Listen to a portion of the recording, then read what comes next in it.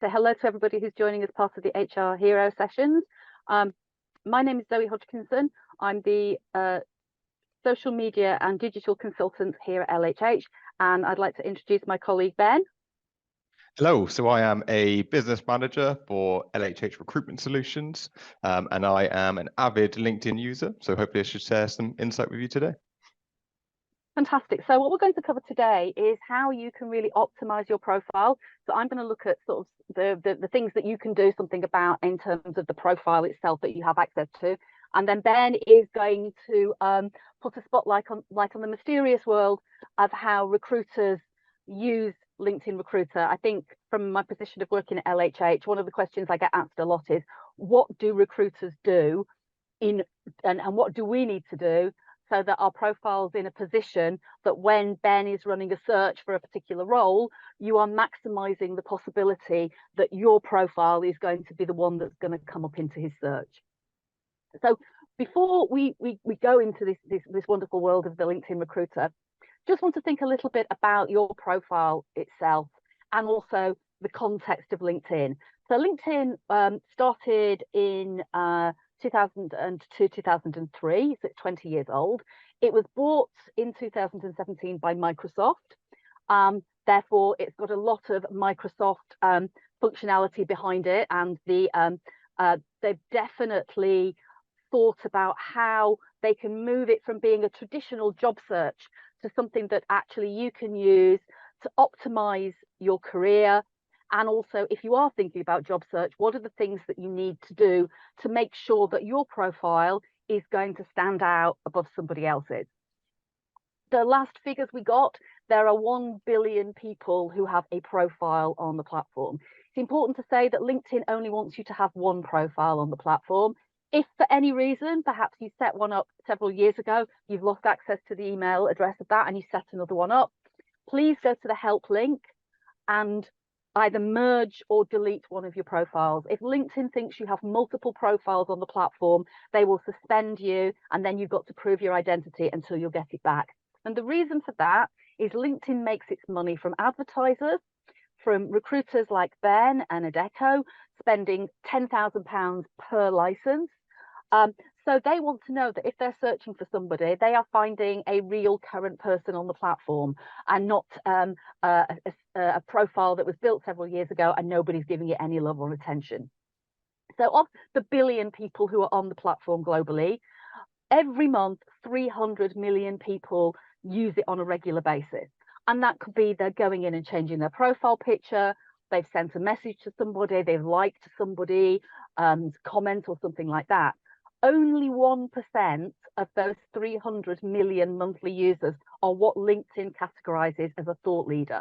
And a thought leader is somebody who posts regularly, a minimum of once a week on the platform. And on average, if you do that, those 1%, so that's about 3 million, are getting 9 billion impressions or views of their content. So if you've got an up-to-date profile that's completely optimized using the functionality that's available to you, and you are active in posting on LinkedIn, the potential for people to come to your profile is greatly increased by that activity. So what can we do in order to improve our profile? Well, it's looking at the content that's available to you. So if I go into my LinkedIn profile, and apologies, you're going to see quite a bit of this today. I did mention the help link. If you want to go to the help link, click on where it says me, go to help, and at the bottom, open help in a new tab. It will pull it down. It's recognizing it's you that's logged in, and then you can ask questions. If you want to actually speak to somebody, you can't speak to somebody if anybody tells you there's a phone line. There isn't, but you can contact LinkedIn support and create a support ticket. And they tend to get back to you usually within 3 to 4 hours. If you're taking the premium free trial, or if you're taking premium full time, you get more of a sort of generative AI chatbot that will interact with you in real time. But if you do have a question, the help is really useful, just because it has got lots of information. And if you are doing something like wanting to merge your profiles or delete a profile, it gives you the links and the instructions to do it, so you're not risking knocking yourself out of LinkedIn. couple of things I just want to talk about. If you've got a profile and it's got a grey block at the back of it, think about how you can use that space to really promote who you are. I've got the wall of LHH in just off Oxford Street because I think that really reinforces my brand connection with LHH. Because of the job I do, I wanted people are searching for me and they come to my profile, they know they found the right Zoe Hodgkinson. So that brand banner is really important to me. You can create a banner with writing on it. Often, if you work for organizations, they will have a suite of graphics where you can put something in there. Or you can go onto Google and search for LinkedIn banner, and you'll find sites like Shutterstock and Canva, Canva, and then you can put the banners in there. I know it's a really weird aspect ratio, but if you click on the little edit pencil there, you can straighten and zoom and move that up and down. So it does give you some flexibility. The next thing I want to talk about in terms of optimizing your profile is your headline here. Now, this is really important because your photograph, your name, and your headline are sort of a mini snapshot of your brand. And if you see here, people who've also viewed my profile, I've got their picture, their name, and their headline. So it's a snapshot of who you are. And if you comment on someone's post, if you share something, that snapshot will follow you around LinkedIn. So why is the headline important? Well, it's a statement of who you are. If you don't do anything with your headline and you've filled in your experience section on LinkedIn, if it's going to load for me. No, let's not risk it falling over. So click on the edit pencil, and if you scroll down, you'll see it's got headline and it's got most recent position. So it will default to the most recent position that you've put into your experience section. But what I've done is I put some vertical lines here, and I've also broken down things within my role that I want to be known for. So yes, I've got my job role there, so people again know they've found the right person and that's the job I do. But if I also want people to know that I do consulting, I do creative facilitation, I do social media, I can put that in there as well. What's really important is when you put those words into your headline and you've got up to 220 characters, that you make sure there's a space before you put the punctuation. If I'd put consulting and comma after the G, I am less likely to be found in a search that Ben does because he's looking for consulting, not consulting, comma. So just important to think about that.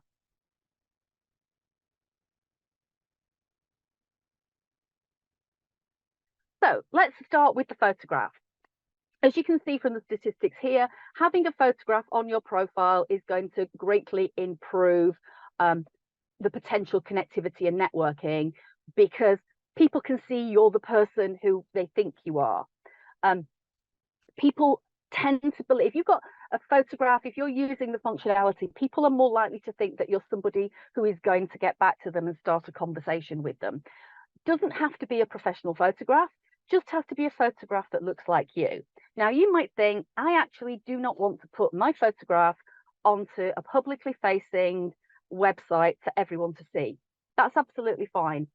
In the settings, you can go in and decide that actually, I only want the people who I am connected to. So I've either accepted their request or they've accepted mine. And you can tell that because they've got a first next to their name. You can restrict it to them. So it means that somebody has had to connect with you before they can see your photograph. Ben, as a recruiter with a recruiter license, will be able to see your photograph if you have a photograph available to you. It's important for a recruiter to see that because when they do a search, that's one of the first things they're going to see. Make sure your photograph looks like you. Just think about it, it's human nature. If I look at a LinkedIn profile, see a photograph, meet the person, the photograph is 20 years old, immediately I'm thinking, well, if the photograph's not accurate, what else isn't accurate on the profile?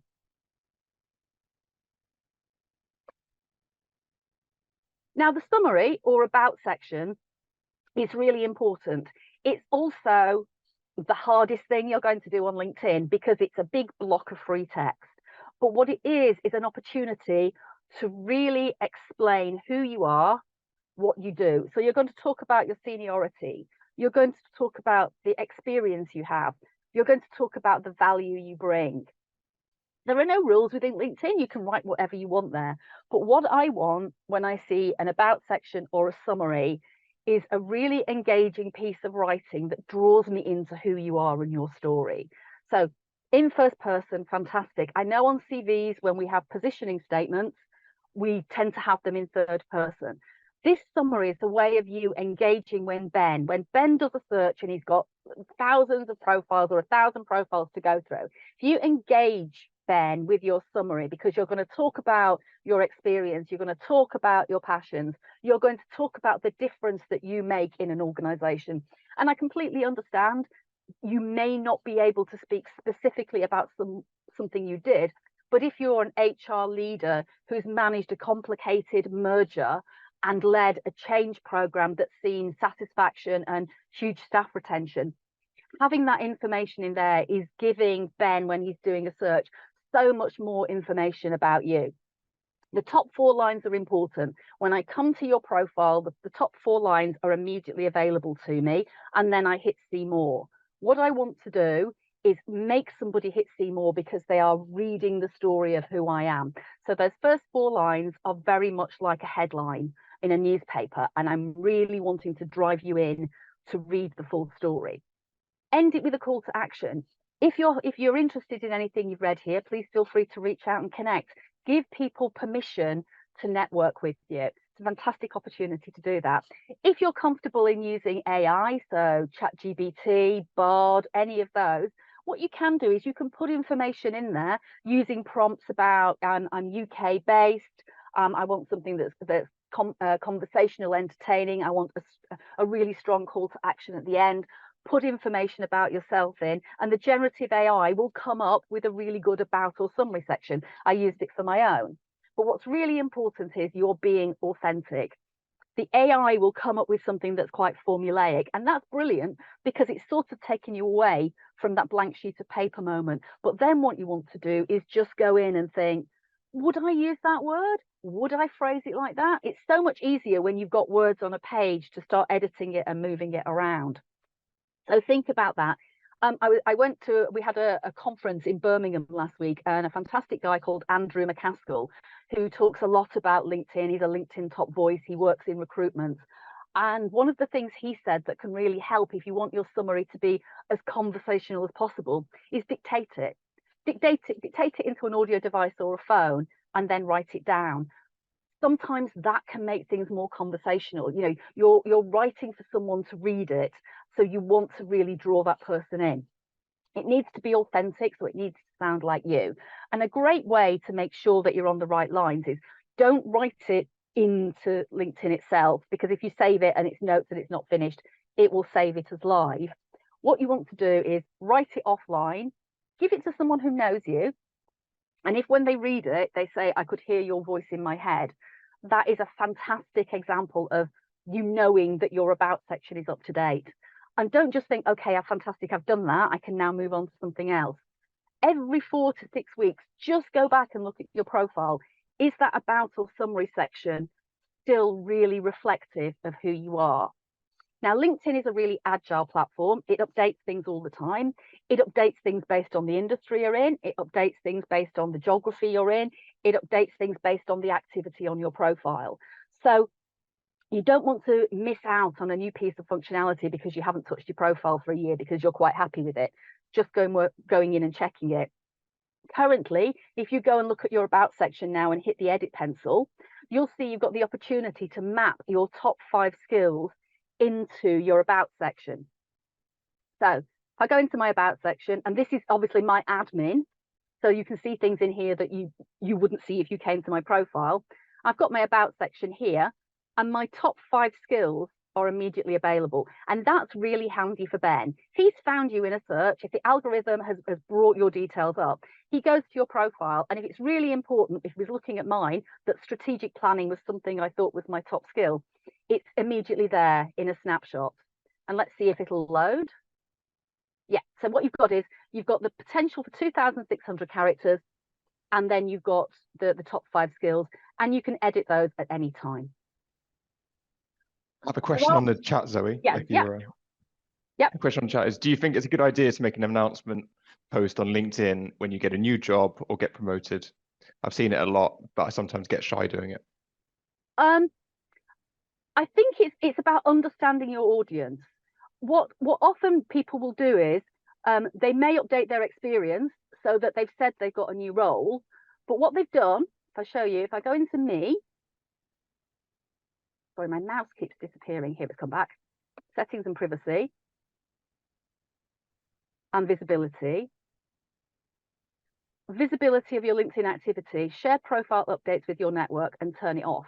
That means you can update your experience in your LinkedIn profile. So if somebody came to the profile, they'd immediately see it, but you're not telling everybody in your network. And it may be that you want to start a role and do your first 90 days, have things to talk about in the role, and then you could turn that notification off and just put a full stop into your experience section, and it would just send a notification saying that you've got a new role.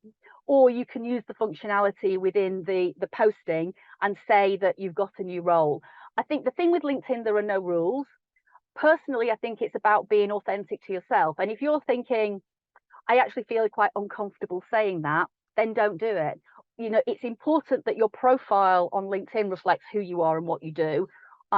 How you share things on LinkedIn is really much very personal to yourself. Hope that answers the question. And yeah, from my perspective on that side as well, just to add my recruiters two piece. So like, particularly when people in my network get promoted, it's a really good way for me to reach out to people and to network. So as a recruiter, I definitely would encourage you to share those kinds of things, because you will get more people networking with you. And in my opinion, there's, you know, networking is always a good thing. So for sure. Brilliant. So to go on to your experience section, keep your experience section up to date. When Ben does a search, or a recruiter does a search, and Ben will go into this in a lot more detail, they are looking for positive things. They are searching against things they want to find. When you compare your LinkedIn profile to your CV, make sure the job title, the date, and the company are the same, so they match. But you might, on your CV, you might give more information away because you are privately sending your CV to somebody who's expressed an interest, or you're going for a role and you filled a job application in. Your LinkedIn profile is public, but what I would always suggest is, when you put detail of what you did in your role, if there are 10 things you do in your role and 8 of them you really want to do again and 2 of them you don't, make sure you're emphasizing the things you want to be found for when you fill your experience section in. And another question we get asked a lot is, well, I've been working for 30 years and I've worked in lots of different organizations. Do I need to put as much information as possible all the way down? I would always think about relevance to what you do. It could be something you did 3 jobs ago that actually you think, I want to come back to that. So you need to have those keywords in your profile, but you may put less and less detail the further you go back. But it's really important that when you're thinking about building your profile, Ben will search against skills, he'll search against job titles, and he'll search against keywords. And he can search them in lots of different ways. The algorithm is very, very clever. What you need to ensure on your profile is you are talking about the things you want to be found for, going through the add profile section and making sure if there is something relevant to your job search, it's reflected in your profile. You can change it, you can delete it at any time. And obviously, if you're working on things that are sensitive, where by the process of jigsaw identification, you're giving away something that is a corporate secret, then just be aware of how you're phrasing things. So as I say, you're talking about running a multi-stakeholder merger change program, or you're dealing with multiple staff at C-suite level or various things like that. So you're giving generalities of the keywords that will be searched for, rather than giving the specifics of a contract you did with somebody. And don't forget, you can delete, change, update at any time. Now, add profile section, which is found in your introduction section in between the open to and the more, has a lot of things in there. People normally stick to the core, or sometimes it's called essentials, and they may look at recommended. But in additional, you've got volunteer experience. What you're trying to do on LinkedIn is encapsulate the complete you. And a lot of times people think, yes, well, I might volunteer at a charity. I might have done a cycle ride. I might be a governor at a school. Having that information in your profile can be incredibly useful. A lot of large organizations now value the idea of people volunteering because it's part of the way that they build their company. So don't assume because it's not something you're getting paid for that you can't include it within the body of your profile. And skills, you can have, as I showed you, you can map 5 top skills into your underneath your about section. You can have a maximum of 50 skills on your profile. Do you need to have 50 skills on there? No, you can have as many skills as you think is appropriate. But again, every recruiter is different and human. If I'm searching for somebody in a customer facing role, I might call it customer experience as a skill. Somebody else might call it customer relationship management, and somebody else might call it customer focus.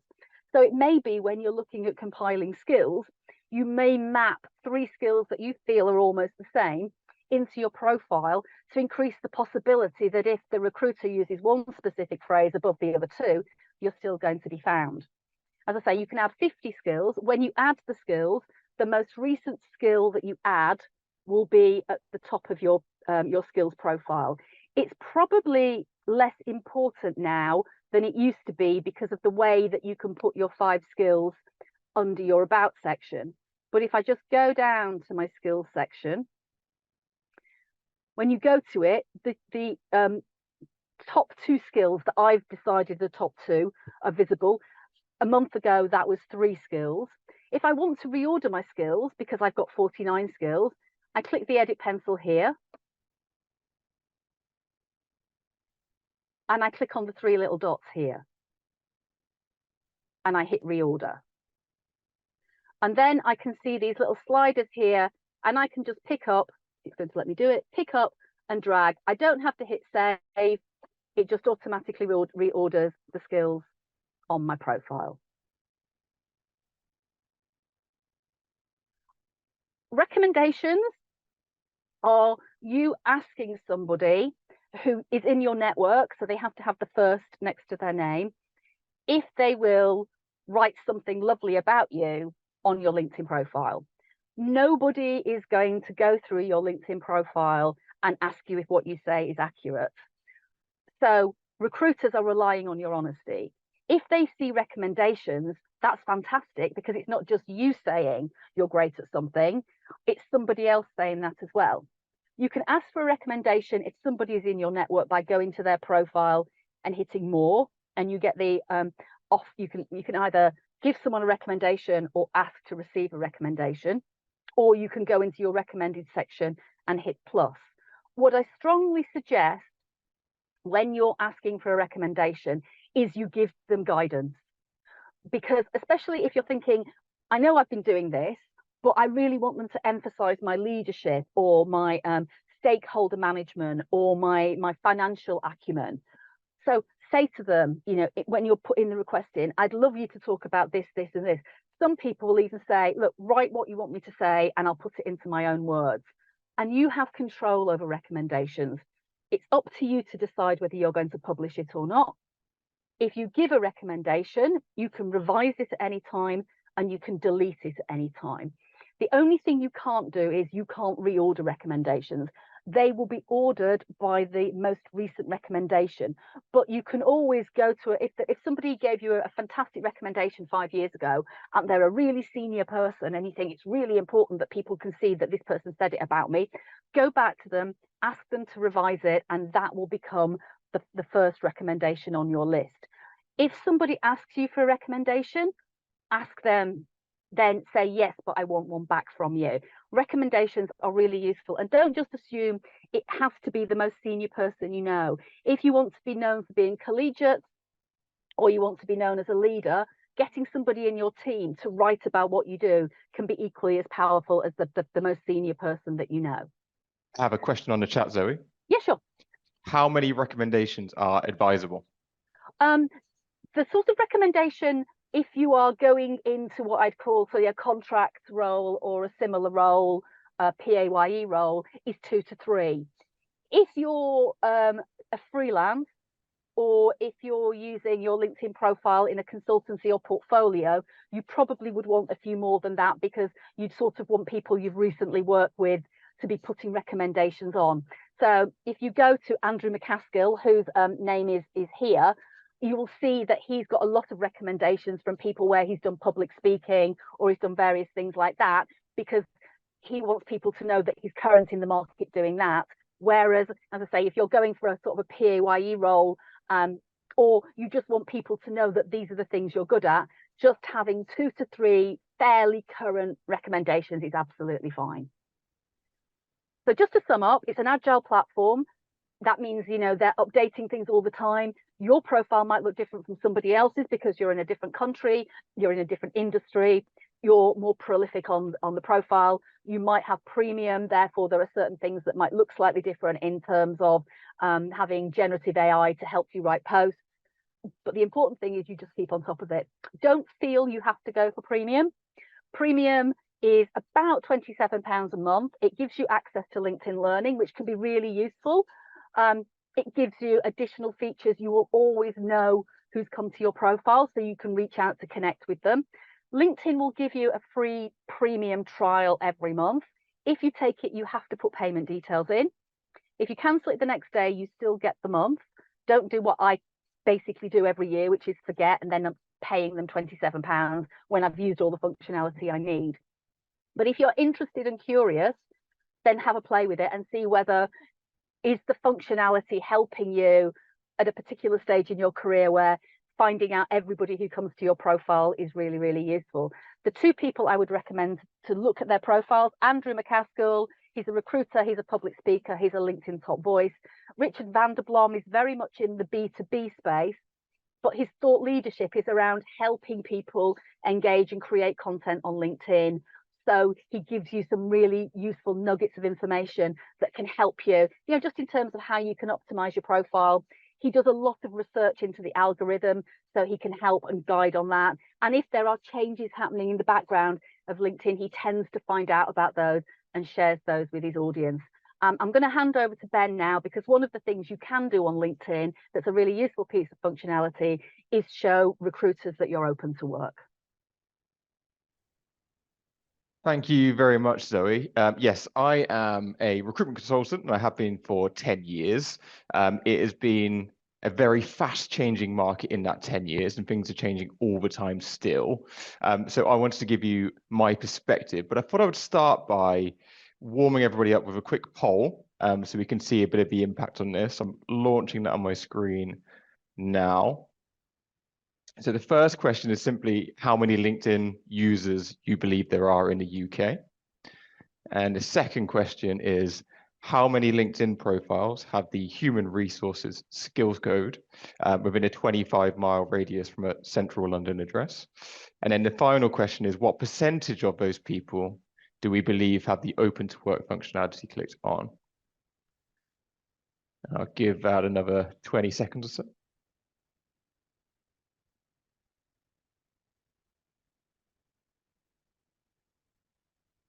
See lots of answers coming in, which is good.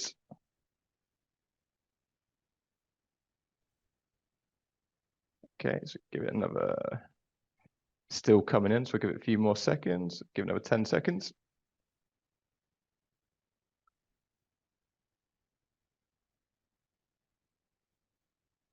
Okay, so the answer to the first question is actually C, which is 38 million, which is an incredibly high amount, which is more than 50% of the UK population. Now, obviously, there will unfortunately be some duplicate profiles on there, but I think it is a staggering amount of people, particularly when you consider people of a non-working age. So I think that's very significant. The answer to question 2, again, is the higher number. There are 180,000 people that have the HR skill code against a central London postcode within 25 miles. And the final answer is actually C, 30% of those are open to work. So when we think of those figures, I think they're pretty staggering.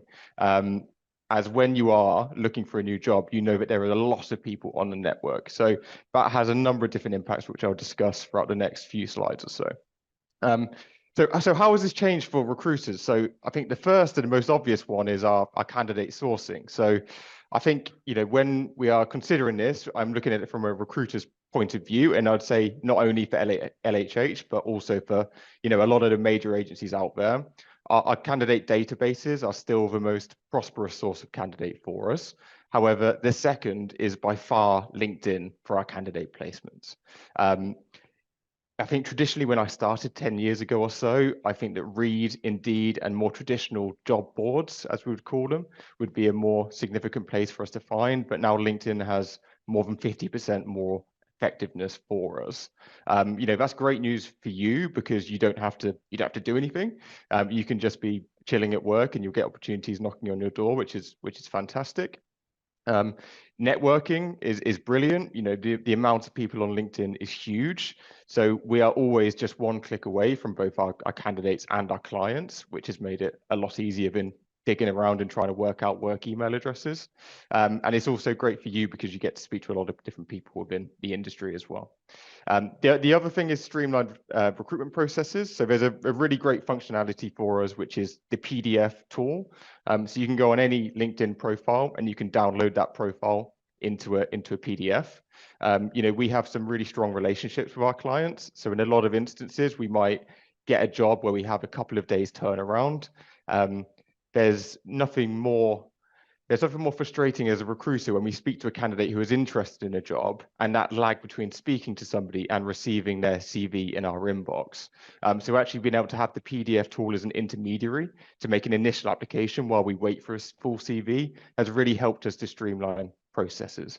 And it can help you because it can save you that time and that stress of having to do your CV in the middle of a working day. Paying into that is obviously optimized profiles. So because there is such a large amount of people on LinkedIn, it is so crucial that your profile stands out. I'll talk in the next slide a little bit more about the search limitations that exist for us on LinkedIn Recruiter, but it will really sort of hit home how important it is that you have all of the different sections of your profile brought to life. Ben, we've just got a question in chat, if you don't mind. Mm-hmm. If you're open to work but work in HR talent, it doesn't seem entirely safe to turn this feature on, as there's a chance someone with an HR talent with a recruiter license may see this. So we may, as HR professionals, miss out on some opportunities. Do you know if there's any way around this? If you are open to work, your current employer cannot see that you're open to work. Your current employer can't see that. Is that what the question is related to? Yeah, I think what they're saying is if they're showing that they're open to work and just showing recruiters, if somebody with a recruiter license in their business is searching, would their open to work status be visible to a recruiter? So if I was open to work in LHH, yeah, would you be able to see that I'm open to work as a recruiter in LHH with an LHH no, I would not. license? No, I would not. And I think this is similar as well because you think it gets a bit complicated when it's a group of companies that can be slightly different. So obviously the Adecco group, we have LHH, we have a Codis, we have Adecco, and actually I couldn't see if any employees for any of those different companies within the Adecco group were open to work. I cannot see that. LinkedIn does not allow for that. Brilliant, thank you. Cool. Next slide then, please. Great. Okay. At this point, I would love to show you a live demonstration of how LinkedIn Recruiter actually works, but obviously for GDPR reasons, I cannot do that because I can't reveal, potentially open to work people on LinkedIn. But again, 38 million users, and there are 30 different search options for recruiters to filter down and refine searches.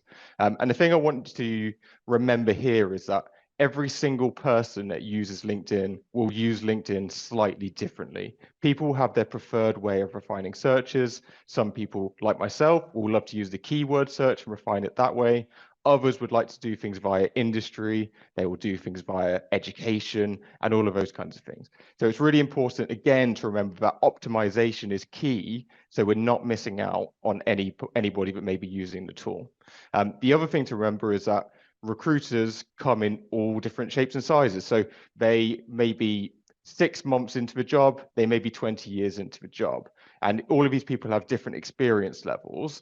So you want to make sure that your profile is easily readable to somebody that has done the job for less than 6 months. If you make it to that point, then somebody very experienced will obviously be able to read your profile as well. This rings true, of course, if people have the recruitment platform, will indeed be HR and internal talent acquisition professionals. They may be required to recruit for a job which is outside of their norm. You know, I'm a legal recruiter. That's not a very standard role for internal recruiters to have to do. They may need it to be easily readable for them. The other important thing, again, is to network. I think I mentioned networking earlier. When we're using the tool, we can see first and second connections through our LinkedIn searches.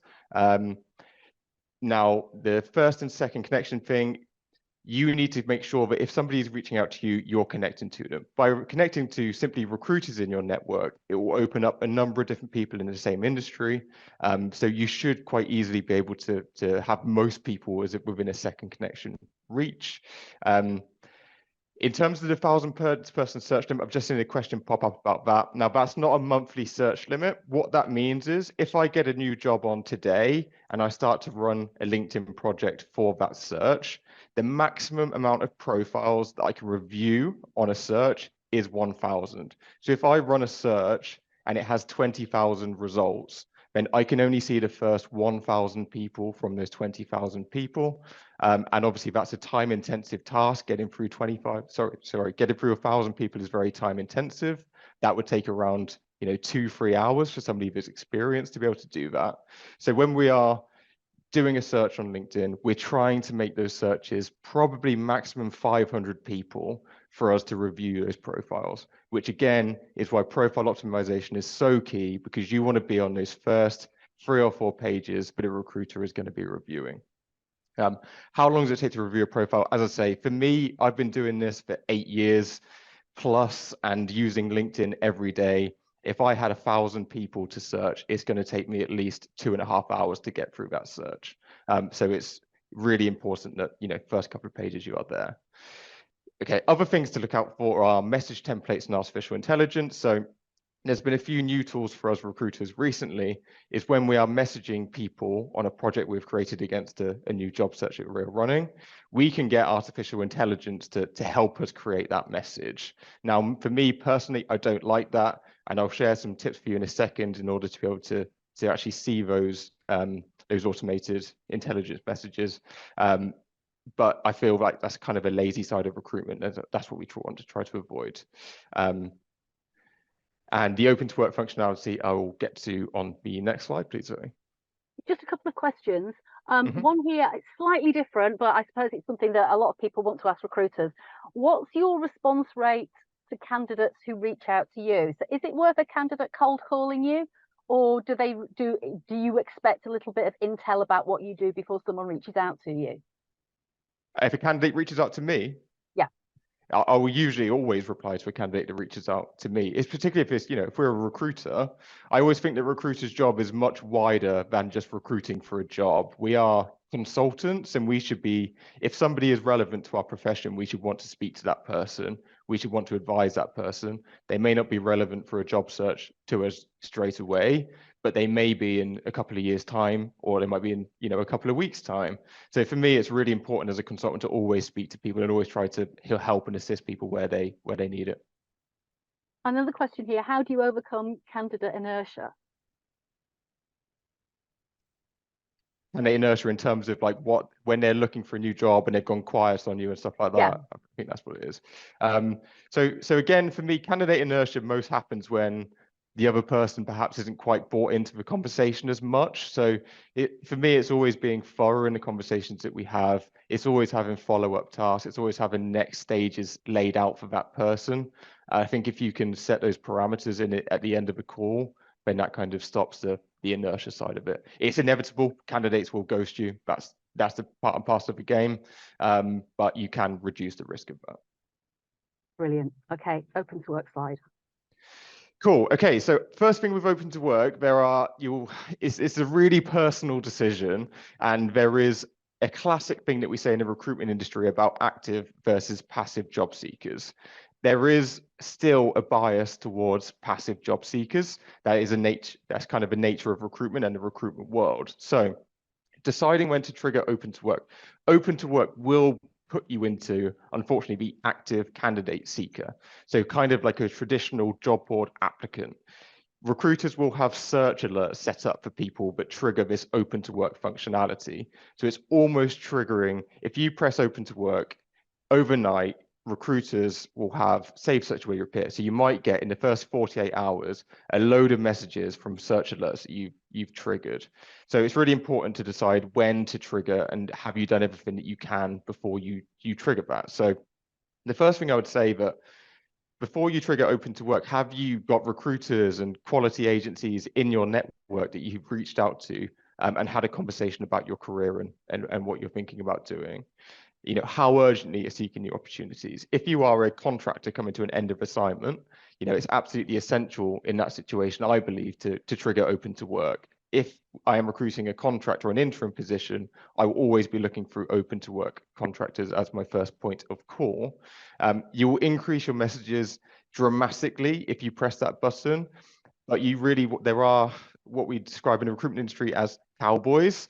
You will get more negative agencies and perhaps people that aren't being as thorough contact you, and it's really important to be defined and, you know, you need to think about your job search. You're still going to get messages regardless of whether hit that open to work button or not. So have you thought about whether your profile is fully optimized before you hit that button as a first point of call? In some cases, I don't think this is always the case, but in some cases it can undervalue your job search. If a client knows that you have 6 or 7 other interviews at any point in time, they may be naturally leaning towards a candidate that is focused on their recruitment process. And again, the timing is key because you are triggering search alerts. You want to make sure that you're doing this during the working week and not at the weekend, so that people are seeing this during the working day. As I said, when you actually trigger that button, an alert is sent to a lot of people. For me personally, I have a lot of skill sets that are very high demand in the legal industry. So I want to know if somebody that triggers a keyword, for example, they will pop up in a new job search for me. I will message them straight away. There are LinkedIn algorithms. So these are a bit of the dark side of LinkedIn. I don't completely understand the algorithms either.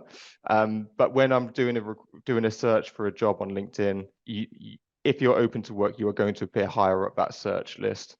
And again, just choose carefully who you engage with. It's really important, you know, for your job search that you have people that you trust looking after that. So please do make sure that you're speaking to people that you trust. On the right-hand side of the screen, I've just got a couple of examples of what the open to work looks like for us. So on the top side, it's really clear what that person's looking for. So that person's going to get a lot of relevant messages to them, whereas the person on the bottom will unfortunately probably more likely get a lot of messages that are unrelevant to their search because they haven't been defined and pointed recruiters in the right direction. Next slide. Yes, please. So yeah, just the key takeaways is profile optimization for us as recruiters is absolutely key. Zoe talked about the profile earlier. We are reading those profiles and it does make a big difference. When we are reviewing a profile, it's almost the first thing that we go to look at. So please do make sure that that is clear for us. Career planning, so think about the keywords that you actually put into that profile. So when I'm doing a keyword search, I might be taking an element of a job description, which I'm putting into the keyword section. So if you're looking for a more senior job, have you thought and reviewed a job spec of what that more senior job would look like? And how can you take any keywords away from that? When it comes to job titles, there could be the same job, which is called 10 different things. So can you incorporate some of the words and those different job titles into your profile so that you are coming up in a similar search? And then again, foster good recruitment relationships. LinkedIn is if I was looking into the future for 5 years, I think Zoe mentioned earlier, the cost of a LinkedIn license is really, really high for us. You do have to do a business case in order to get a LinkedIn license. So if they make these platforms more expensive for us, the less people that will use the platform itself. So that you want to make sure that you are speaking to recruiters, so you're building up those networks in case things on LinkedIn don't go the way we expect them to. And the other thing is, again, watch out for AI and automated messages. It is coming more into the market, but I strongly believe that human interactions are always the best way. Perfect. So that's the end of the formal presentation today, but I just thought there are a couple of things that we've mentioned today around keywords. And I think one of the questions I get asked a lot is, how do I know what are the keywords that someone's looking for?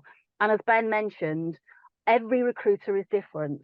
If a recruiter has had a great selection of keywords, of skills and job titles, and they are finding fantastic candidates, what you're going to find is that they're going to go back and use those. So what you're trying to do is, when you're thinking about what you want to do, is try to understand what are the keywords that I can get in there so that I am more likely to be found, because I've got a range of words across my profile that can really help me. So if I just pop back into LinkedIn, and as I say, it's an agile platform. Last week, my open to was called I Want. And I've got this add profile section here. The add profile section breaks down the functionality that's currently available to you that you can fill in. Now, the core was called, it might be called essentials on yours. So we've got add education and add position, because you can always do that. If you haven't got a photograph and you haven't got an about section, they'll be in there. Recommended, we've got featured. Featured is a great way of, again, talking about your brand, putting things in there that are telling more about you, that are giving a recruiter an idea of what you do. In a law example, it might be that you do pro bono work for a law charity. You represent people for a shelter charity or something like that. Getting that information in there is giving Ben more information. So the algorithm has found you. Now what you want to do is, when Ben is experienced at looking at profiles, you want that profile to really sing, because you're putting lots and lots of information in there. And then you've got additional, which includes volunteer experience, patents if you're in that sort of industry. You can add languages in there as well. So there's lots and lots of stuff you can add in there. And there's also something here in recommended called add projects. Now, if, for example, you've been doing a role and you were seconded to work on a project and you've really enjoyed that project and you think, I'd actually like to do more of that going forward, you can add it into add project. So you can add the project name in there. You don't actually have to add anything else. The key with LinkedIn is you have to fill in where the asterisk is. But if, for example, you've done a massive change project and you think, I've normally done sort of remuneration, but actually I've enjoyed doing this, get that information into the add project section, because that is creating keywords within your profile that are increasing the likelihood of you being found in a search for that new skill or that new idea that you want to do. Coming back to the idea of keywords, LinkedIn does give you functionality that can really help you. So open to add profile section, more. So I click on more and I've given some options. I'm going to go to the third option here, which is build a resume. Now, your box will be empty. I do this quite a few times, so I need to delete those. And I'm going to go to create from profile. And now I've got this job title box. So what you can now do is you can put in job titles that you're hoping that you're going to be discovered for on LinkedIn. So I'm going to put something in here that I think I've got the keywords for. It's not free text. So if you have populated the open to section, I would start this exercise by using the 5 job titles that are available to you on the open to section. And as Ben said, if you're given 5 options of job titles, 5 different organizations might call exactly the same job something different. So use all that functionality. It's not repetitive. Don't forget, it's an algorithm that's doing the search. What you want is, you want the human recruiter to get to see your profile. So filling all this information in is going to increase the possibilities of you getting into that 1,000. So it's a good point, Zoe. And I just add from a recruiter's perspective as well. Like, I think it's a really typical thing in our industry to be asked to advise on CVs and to review a CV to see what we think. I very, very rarely get asked to review a LinkedIn profile, whereas I think that should be a much more commonplace thing. We review profiles more than we do CVs nowadays. So please do, if you're speaking to a recruiter, ask them to look over your profile and they might be able to suggest and recommend ways for you to improve it. And I'd say definitely, because don't forget, recruiters absolutely understand the industry they recruit for. I look at thousands of LinkedIn profiles from people who work in television, to people who work in HR, to people who work in financial services. And I can tell them what they need to optimize. What I can't tell them is if they're using the current words that recruiters are recruiting against. I've worked at organizations like Sony, which are global organizations, and they will call certain leaders, they might call them a vice president or a senior vice president. If you're working at a predominantly UK-based company, they might be called the head of or director of. So definitely, if a recruiter calls you, and even if you're thinking, I've no idea why you're calling me, find out what it was in your LinkedIn profile that has brought you up the algorithm, because it could be fantastic, I'm being found for something I haven't thought about, or it could be I need to change the keywords because I'm coming up in searches for industries that I'm not interested in. So I'll put series producer in here. Let's see what happens. Hit apply. Now, interestingly, I did this yesterday and only television came up. So this is a PDF of your LinkedIn profile. You can save this. You can do whatever you want with it. I'm going to delete this when I finish with it. I'm using this as an opportunity to harvest keywords because it's based on data of recruiters who have gone into the algorithm of Recruiter. They're looking for a series producer and they're putting these words in. So I've got to tick against all these. So this isn't skills, this is keywords. So I know I've got keywords that are going to make my profile discoverable. Then it's suggesting keywords that I haven't got in my profile. So I'm going to write those down in a list. And this is where it's the carrot to get you to take premium. They're going to give me another 9 words. That means I've got now 13 words that I didn't have in my profile previously that I can get into anywhere where I can add free text. So if getting those keywords into your profile is really important, activate premium. You can have it free for a month. Don't forget, you are going to put your credit card details in. So if you forget, they're going to charge you £27. You might think it's really useful to you because you're going to do loads of LinkedIn learning. You're going to really improve your network because you're going to see if a recruiter's just popped into your profile and jumped out again, you'll see that it's done that. And you're also going to get keywords into your profile. But again, it's personal choice to you. So I've done series producer. I'm going to click the edit pencil again, and I'm going to go for another job title. So it's giving me a drop down, so I could go, actually, I'm going to go for senior producer. Now, some of these words will repeat. So again, I've got a list of the things they found, a list of the things they haven't. And again, there's a little disclaimer, make sure you do have those skills. And then it's going to unlock more keywords for me. Do that as many times as I want, write that list down. When I finished, click on more, go to delete. And then it takes me back to my profile. And then I'm going to look in all the free text areas. Where can I get that information in so that when the algorithm's doing the search, I'm getting the keywords that match? What you also find on LinkedIn on the jobs board, you might see a job and it will go, you've got 5 of the 8 skills that the recruiter is looking for who've written the job spec. Use that as key information as well, so that you can think about the skills that you've got in your skills section. But remember what Ben said, they're all individuals, so they will all have terms that they use. So sometimes, it's trying to make sure, if you think about it, if you're using all this functionality, and the majority of people on LinkedIn have got a LinkedIn profile, they probably haven't touched it. I mean, so anecdotally, I'll go and look at someone's profile, and they joined LinkedIn in 2007, and they've got a profile picture, they've got their job title as their headline, they haven't got an about section, and they've just filled in the minimum for their experience section. That profile is not going to be found. If you've gone through and you've looked at all the available areas to you, and you're keeping it up to date, and that's up to date, I'm pointing forward, thinking about what you want to be found for, then you are greatly improving the chances of you being found. But don't forget, it's not like a direct correlation. If I do this and I do this, I'm going to be found, but you are greatly increasing the percentage possibility of that happening. Oh, Ben, I was wondering, you mentioned, and I'm not sure, I might have been answering questions, and apologies if I did, the importance of you being either a direct connection or a second connection as opposed to a third connection when you're doing a search.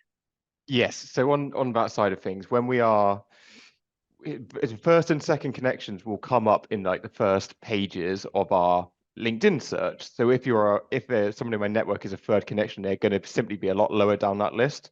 So if I did a search and 2,000 people came up, I can only see 1,000 of those people. Likelihood is the second 1,000 people are people that are outside of my network. So that's how that works. And I think the other important thing that I forgot to mention as well about the open to work functionality is don't just turn it on and leave it on.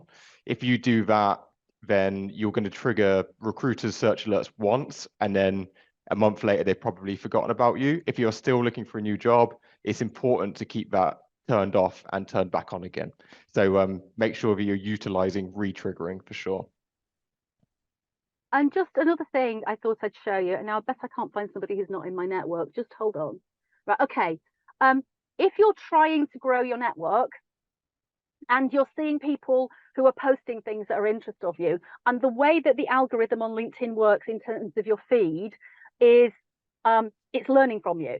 So if you're following companies, if you're following people, if you're in groups, if you're engaging with content, the algorithm's going, you're enjoying this, I'm going to give you more of it.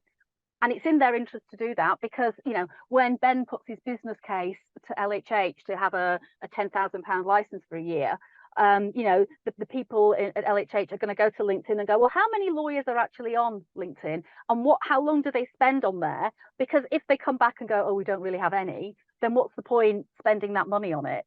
So LinkedIn is trying to grab you and keep you on there. The same with advertisers. Advertisers will want to know when you're on. What do you do if they are looking for someone in financial services or they're looking for someone in HR and they can got data that says you're on between 7 and 8 in the evening? That's when those adverts are going to appear in your feed. So if you're interested, for example, I'm interested in AI and LinkedIn, so I search for people and I like and I follow them, and that can be really useful. So if there's somebody and you're thinking I'm trying to cultivate my network, so let's have a look at Matt here. Now, Matt is going to know that I've been to his profile because he's paying for LinkedIn Premium. Now, he might decide and look at my profile and think, you'd be really useful to my network. So he'll reach out to me and he'll add a note and say something along the lines of, hey, Zoe, I noticed you've been onto my profile. I've had a look at yours. It'd be great to connect. I don't have to, but because he's bothered to write a note, I might think, you know, he's mentioned something in my featured section. He's pointed something out that makes me feel as though he's not spamming me. And don't forget, I can always remove him and he won't know I've done that. But if it's somebody and you think, now this is someone who's second, so I've got some mutual connections. But if it was third, it means I don't have any mutual connections. But what I can do is I can follow him. Now, this little bell's appeared. He will know I've been to his profile and I'm following him. He won't know I've done that. And what that means is every time Matt posts something, I'm going to get a notification here. So I'm not going to miss any of his posts. And what I can do is I can start engaging with those posts now. I can start liking them. I can share them and add value. I can comment on them. And then I can reach out and ask to connect. And that can be really powerful because somebody is more likely to connect with you if you've spent the time engaging with their content. And that's a really nice way of building up your network over time. Because, you know, if you're connecting with somebody and they've got 1,000 connections, suddenly those 1,000 connections have become your second connections. And LinkedIn did a piece of work with Harvard, and they said, you know, in job search and in network building, those connections of connections, those people you've got a mutual connection with, can be really powerful because you've got that person who's the mutual connection who can potentially, you know, introduce you or put a good word in so that you can get that person into your network. I am aware that we're up to time. I'm just going to check if there are any questions in chat that we've missed.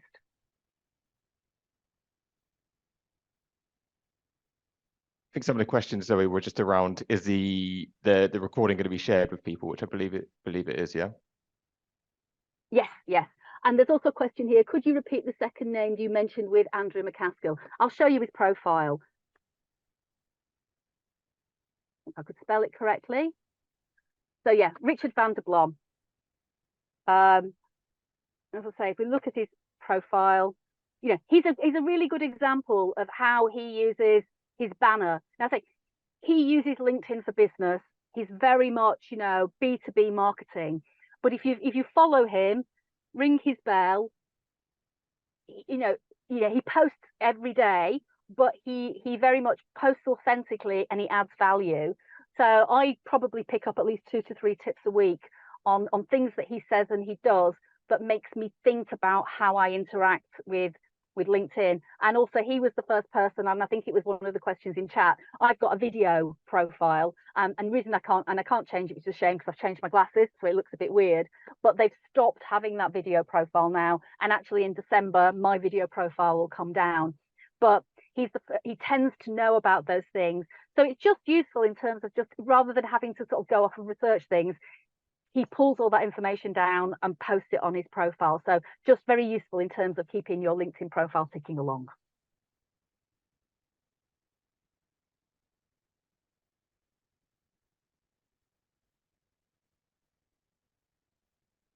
So I think we're just over time. I just wanted to thank everybody for joining the session today. I know we've gone over and some people have had to drop off because you've got additional meetings, but thank you very much. Yes, we will share the recording and we will share the slides. That's absolutely fine. I'll stop sharing my screen now. So I hope everybody's found that useful today. And thank you very much. And as I say, the important thing with LinkedIn is just keeping it up to date and use the functionality that's available to you.